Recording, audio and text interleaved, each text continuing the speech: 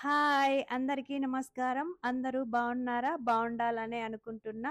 మనం వీడియోస్ చేసుకోక చాలా రోజులైంది. అందుకే మీ ముందుకు ఒక కొత్త రెసిపీతో మీ ముందుకొచ్చా. అదేంటనుకుంటున్నారా? Bread sandwich. దానిలోకి కావలసినవి ఉడకబెట్టిన ఒక కప్పు స్వీట్ కార్న్, ఒక కట్ చేసుకున్న ఒక ఆనియను మరియు మయోనీస్, కొంచెం టొమాటో సాస్ వేసుకొని chilli flakes and pepper powder ఒక హాఫ్ స్పూన్ వేసుకొని మంచిగా మిక్స్ చేసుకోవాలి. అలా మిక్స్ చేసుకున్న దాన్ని మనము బ్రెడ్ పైన అప్లై చేసుకుంటే చూడ్డానికి గూడా చాలా బావుంటుంది. ఆరోగ్యమే మహాభాగ్యం కదా! సో, మనం మంచి ఫుడ్ తీసుకోవాలి.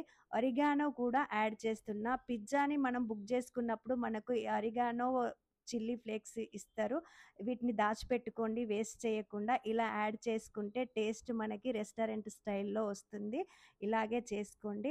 మంచిగా మిక్స్ చేసుకుందాము. మొత్తం కలిసేలాగా మనము మిక్స్ చేసుకుందాము. నా వీడియోస్ గనక మీకు నచ్చితే లైక్ చేయండి, షేర్ చేయండి, సబ్స్క్రైబ్ చేసుకోవడం అస్సలు మర్చిపోకండి. ఇప్పుడు బ్రెడ్ స్లైస్ తీసుకొని దానిపైన బటర్ అప్లై చేసిన తర్వాత నేను ప్రిపేర్ చేసుకున్న స్టఫ్‌ని బ్రెడ్ పైన ఇలా అప్లై చేసుకోవాలి. ఇలా అప్లై చేసుకొని చీజ్ స్లైసెస్‌ని కూడా పెట్టుకున్నామనుకో కంప్లీట్ పిజ్జా టేస్ట్ వస్తుంది. బేకరీలో ఉండే టేస్ట్ వచ్చేస్తుంది కాబట్టి ఇలా చేసుకున్నాను. కొంచెం ప్యాన్‌లో నెయ్యి వేసి, నెయ్యి కరిగిన తర్వాత బ్రెడ్ బ్రౌన్ కలర్ అయ్యే వరకి రోస్ట్ చేయండి. దీన్ని ఓవెన్‌లో కూడా చేసుకోవచ్చు. చాలా బావుంటుంది. పిల్లలు స్కూల్ నుండి రాగానే ఇది చేసి పెట్టండి. హ్యాపీగా తిని సతాయించకుండా హోంవర్క్ చేస్తారు. ట్రై చేసి చూడండి. నేను ట్రై చేసి చూసా, తిన్నాము. చాలా బావుంది. ఓకేనా? అందరూ ట్రై చేస్తారనే అనుకుంటున్నా.